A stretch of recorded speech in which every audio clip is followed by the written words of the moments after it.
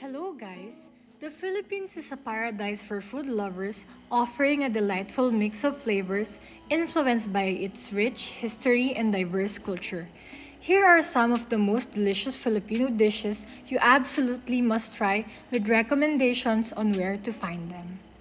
But before we go over the video, please don't forget to subscribe to Yummy Dish TV for your weekly dose of yummy goodness.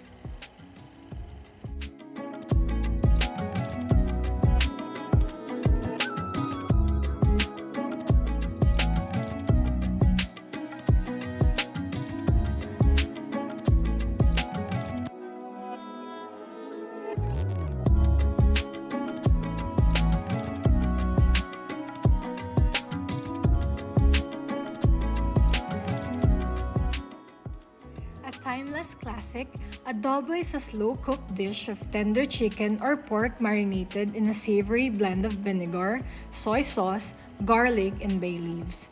The tangy, slightly sweet, and deeply umami flavor makes it unforgettable. Where to try? The Aristocrat in Manila serves an authentic version that's been loved for generations. The ultimate fiesta centerpiece. Lechon is a whole pig roasted to perfection. With crispy skin and juicy, flavorful meat, it's best enjoyed with liver sauce or vinegar. Where to try it? Rico's Lechon in Cebu, hailed as the lechon capital of the Philippines.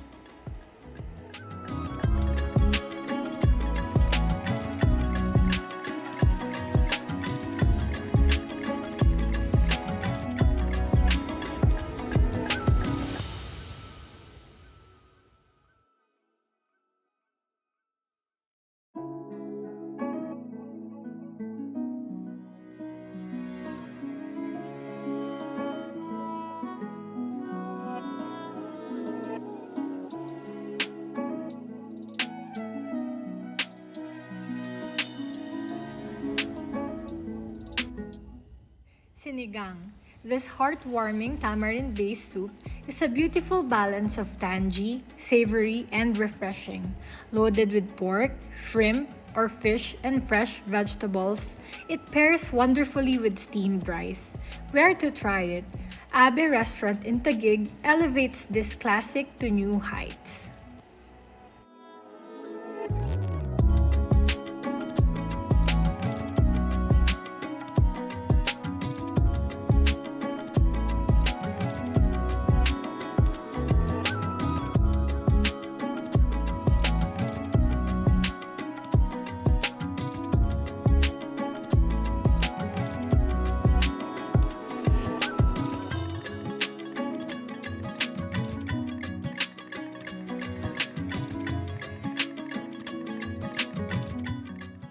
Kare-kare, a rich and creamy peanut sauce stew with oxtail, tripe, and vegetables.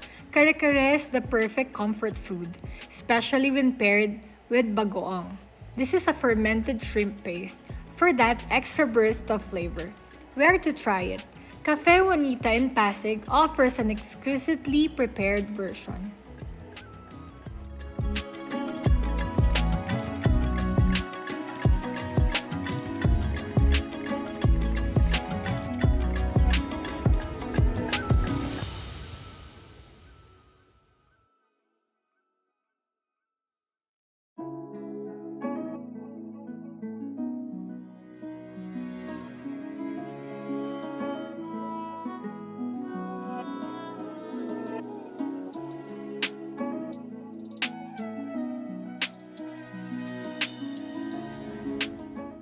Symbolizing long life, pancit is a stir-fried noodle dish brimming with meat, vegetables, and savory seasonings. Variations like pancit canton and pancit malabon offer unique regional twists. Where to try it? Pancit malabon is a must-try in Malabon City.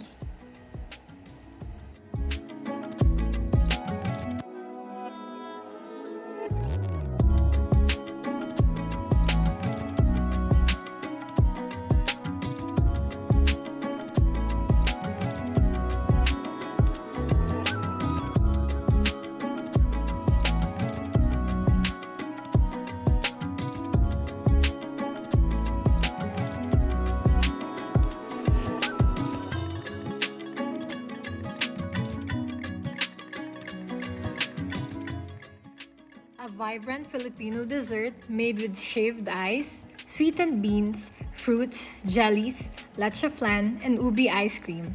Halo-halo is a delightful treat that cools you down in style. Where to try it? Razons of Guagua is famed for its creamy and simple version.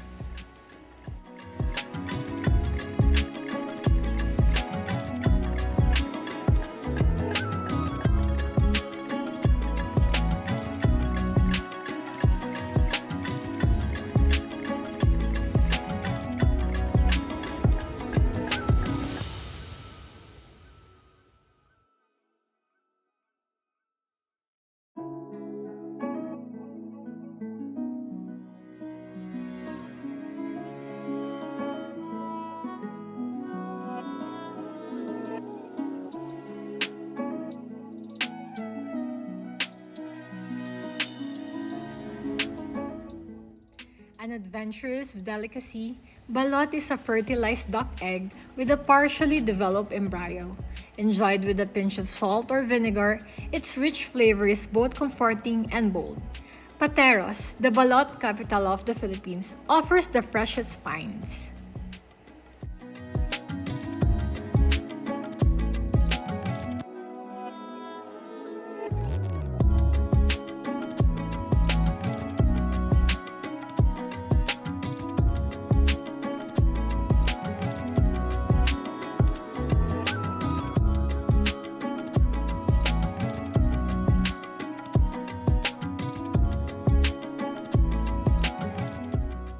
Sisig, a sizzling plate of crispy, chopped pig's face and ears mixed with onions, calamansi, and chili. Sisig is the ultimate pulutan, which is beer food, with a perfect balance of crunch and flavor. Where to try it? Aling Lusings in Pampanga is credited as the birthplace of sisig.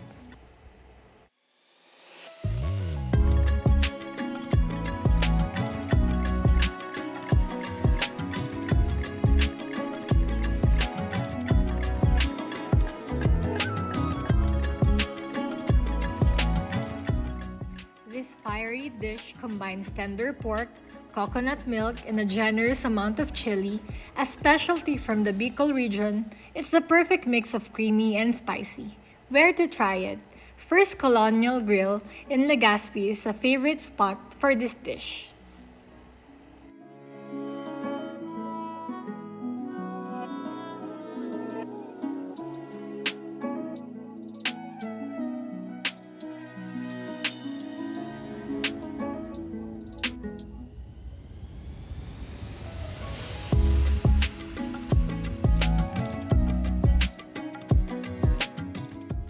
Laing, made with dried taro leaves, simmered in coconut milk and spices, laing offers a creamy, earthy, and slightly spicy flavor that's truly comforting.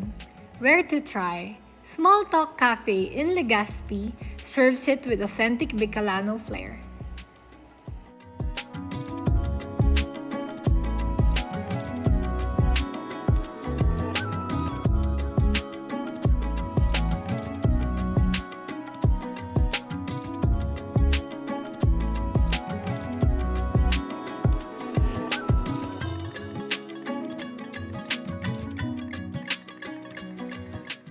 Tapsilog, a hearty breakfast staple, this dish features tapa, cured beef, served with garlic fried rice and a sunny side up egg. It's savory, flavorful, and perfect for early mornings. Where to try it? Rufus' famous tapa in Makati is a crowd favorite.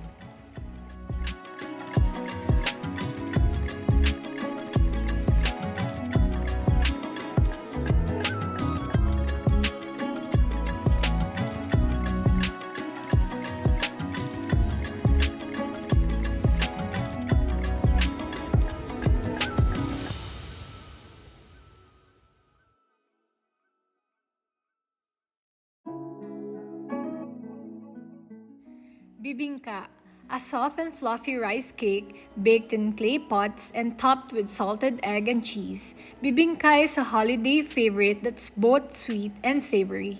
Where to try it? Farina's Bibingka in Manila offers a traditional take.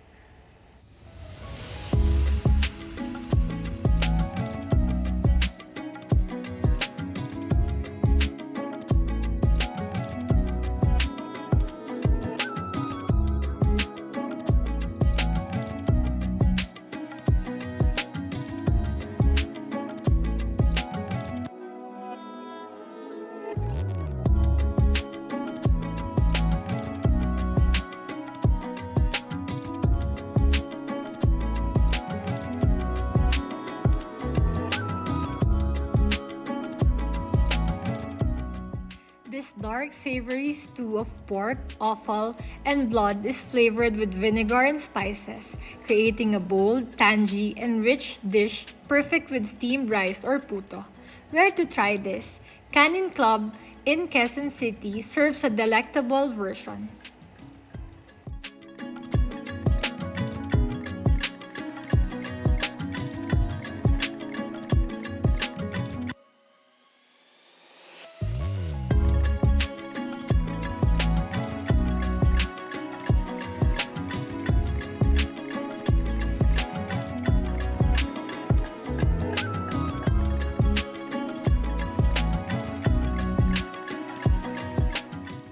Lumpia, Filipino spring rolls. Lumpia can be fried, which is the lumpiang Shanghai, or fresh, which is the lumpiang sariwa. They are filled with a mix of meat, vegetables, and spices, perfect for any occasions. Where to try it? Globe Lumpia House in Manila is a top choice.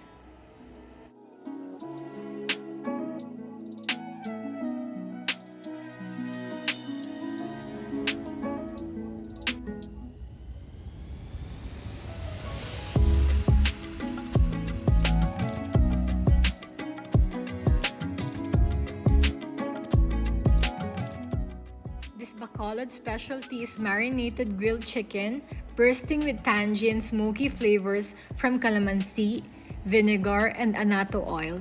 Served with garlic rice, it's a complete meal. Where to try it? Manokan Country in Bacolod is the go-to place.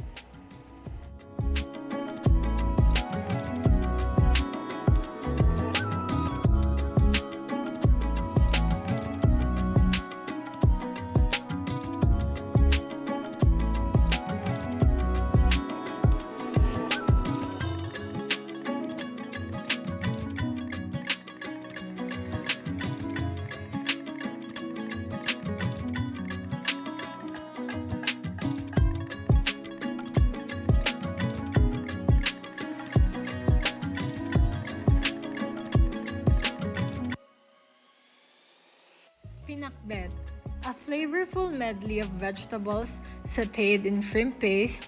Pinakbet offers a taste of the Ilocos region with its fresh, earthy, and slightly salty profile. Where to try this? Cafe Leona in Vegan serves a memorable version.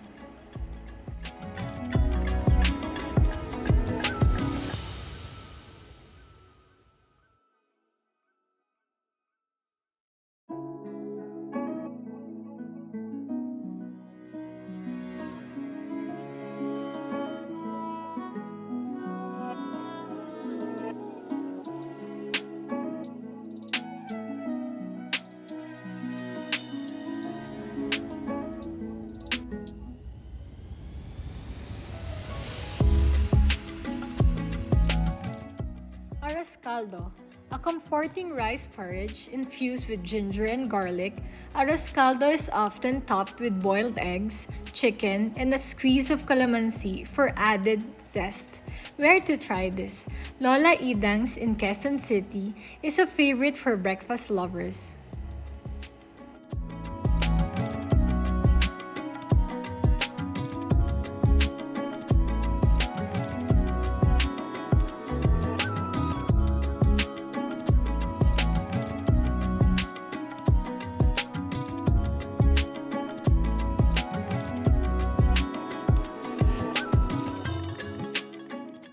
Puto. These soft and fluffy steamed rice cakes, lightly sweetened, are a versatile snack often paired with savory dishes like dinuguan. Where to try this? Dolores Kakanin in Malabon is known for their delightful puto.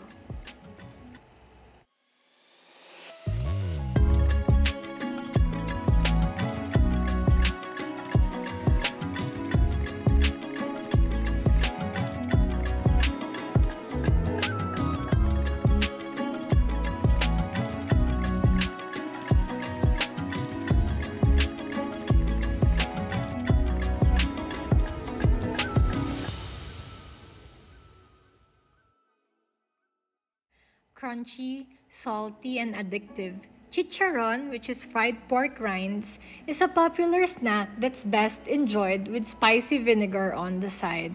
Where to try this? Lapid's Chicharon in Manila is a must visit.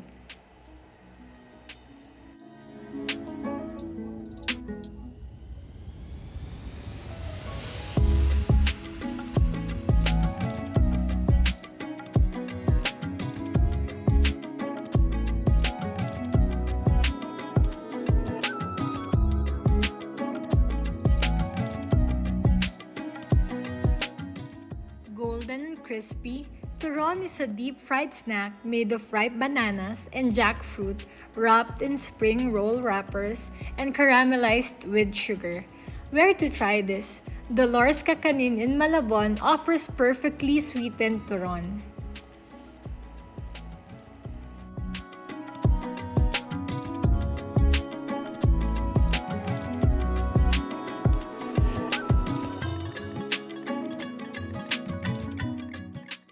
These dishes reflect the soul of Filipino cuisine. Bold, flavorful, and rooted in tradition.